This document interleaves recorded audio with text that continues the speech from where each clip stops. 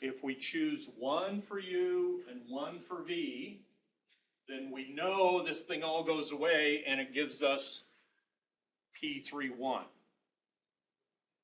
Do both curves have to be in the same order? Yes. For Bezier, they need to be. Yep. For Bezier, they need to be. So what you want to do is you want to be able to put this together in a matrix form and have it make sense. This ends up being a 1 by 4.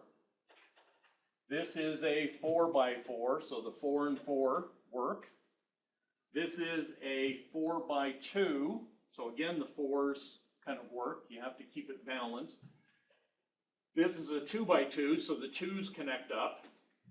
This is a 2 and a 2 by 1, and so that all connects up. When you multiply it all together, you get a 1 by 1, which is a single point. It's a point on the surface. So if you had a weird number of points in the second column, this thing would fall apart. So for a Bezier, you need to have, if it's cubic in U, all of the curves need to be cubic. Okay? So again, if we choose a 0 and a 1 and a 1 and a 0, we get the other corner points. So the 4 corner points are interpolated in the surface. None of these other points, the 4 in the middle of this thing, don't fall on the surface. They're not a point on the surface. So in the literature, you will sometimes see it written out this way. So you'll have a U times an MBE times a matrix of points times a MBE transpose times a V transpose to make this thing all come together. Does the MBE that's up front need to be the exact MBE that is the transpose? And our example is no, they don't need to be. But if this thing were a cubic, if we were working with a cubic surface, bicubic, cubic in both directions, how many points would be stuck in this middle thing?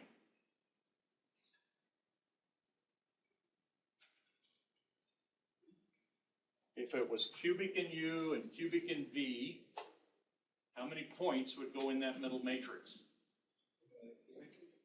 In the P matrix.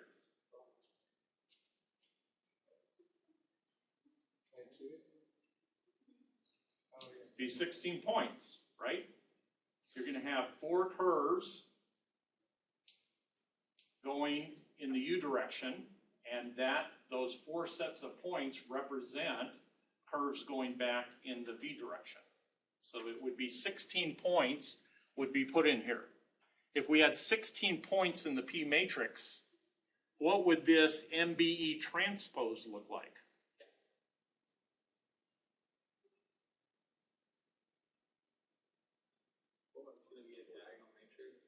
Wouldn't it be this thing just transposed?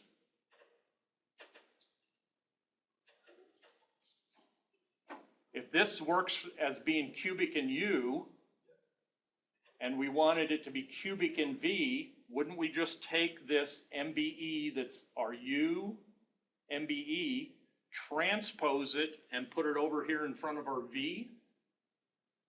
And our V would be 1 V, V squared, V cubed. And we would have a bicubic, cubic in both directions, kind of surface.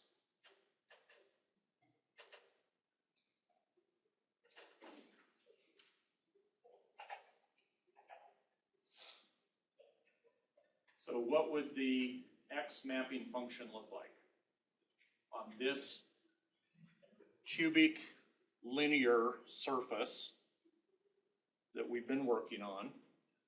What would we do to get the X mapping function? What would we do? We should just take the X values of each of the points, and the rest of the sum. You take X of the first point, put it in there, X of the second, third, fourth, put them in there, just in there, and multiply them out.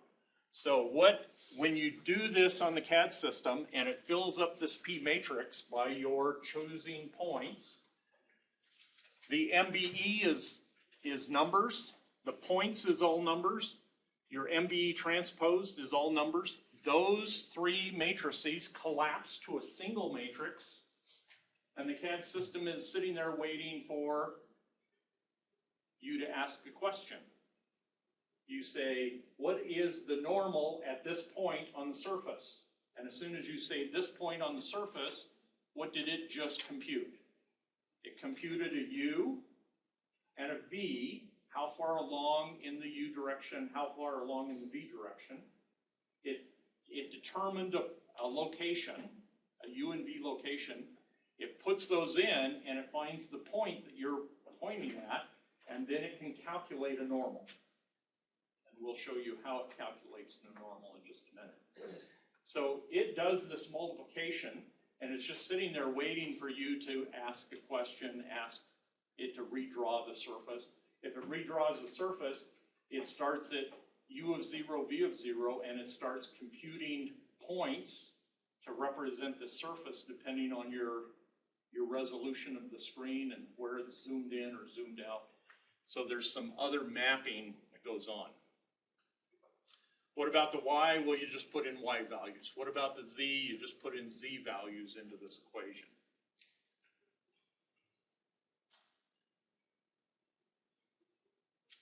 How do you get the normal to this surface? Well, it's this little equation right here. So this first part, it says, take the derivative of this equation with respect to U, cross it with the derivative of this equation with respect to V. So when you do this first one with respect to U, what changes up here? Does this MBE change? Does the P's change? Does the MBE transpose change? No. Does the V change? Those are all considered constants. The only thing that is a variable in this equation with respect to this first thing is this U matrix or U vector. So when you say take the derivative of that thing, you get 0, 1, 2u, 3u cubed. 3u squared. You take that, you multiply it into that, and you have this first term. Notice there's three components. You have to do that for the x, you have to do that for the y, you have to do that for the z to get this first term. How do you get the second one? Well, this becomes, the u becomes a number. It's with respect to v. So you do nothing with this, you do nothing with the MBE, nothing with the point value, nothing with the MBE transpose. You take the derivative with respect to this, which is 0 and 1, and you do it for x, y, and z, and you get that term. Is it going to be ugly? It's just a long, ugly, it is an ugly equation, but it's an equation that just the computer can do. It crosses them. What do you get if you cross two vectors? You get another vector, right? Cross them, so you're going to get a vector. What is this bottom thing doing? You're dividing it by the magnitude, which does what? A unit gives you a unit normal, and that's basically what the CAD system is going to provide back to you. When you say, what is the normal at this point? What is the normal at this point? It's going to hand back to you a normalized vector for that location. So what does a CAD system have to do? You've got a surface, and you say, give me the normal at this point. The first thing it has to do is what? It has to figure out a U and V value for where you're roughly pointing on that surface. Once it has that u and v value, it throws it in and tells you, here's the point you're pointing at. But it takes that same u and v value and runs it through this equation, because it has to turn it all into numbers. It can't just be in terms of u and v, it has to turn it into numbers. So it takes that u and v that it calculated from where you roughly were pointing, runs it through this vector, this normal vector equation, and hands you back a little unit vector. And does it really quick. Okay?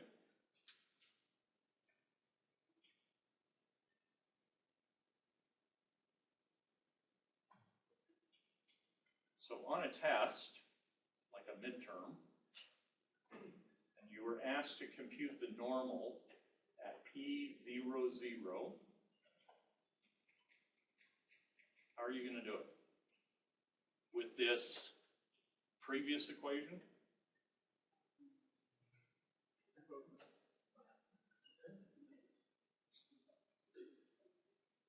You have 50 minutes. You have 50 minutes to do it, right?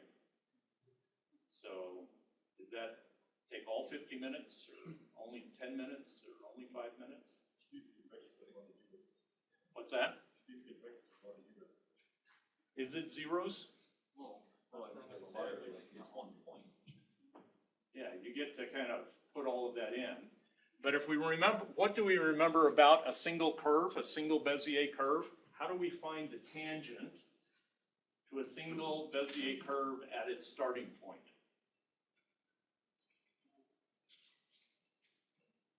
Well, we have its starting point, You have 2 points. and we have the second point of the control curve, and those 2 points define what?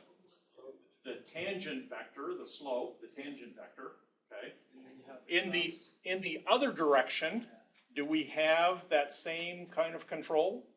Yeah, so this point, P00, 0, and the next control point in the V direction, which in this case is back on our second curve, what does that define? It defines the slope in the V direction.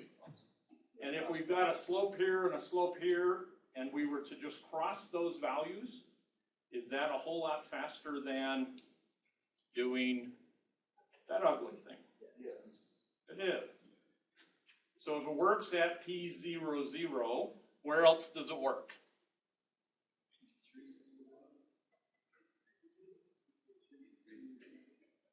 It works at every one of the corner points, right? It's just a matter of thinking about what points on the control net do I grab to define the u and v direction, the slope in the u and v direction to cross them. Okay? But what about a point at u of 0.5 and a v of 0.375? How do we go about calculating that?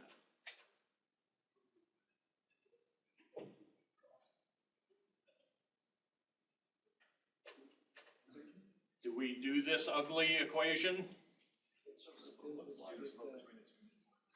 Seems like that's what we should do, right?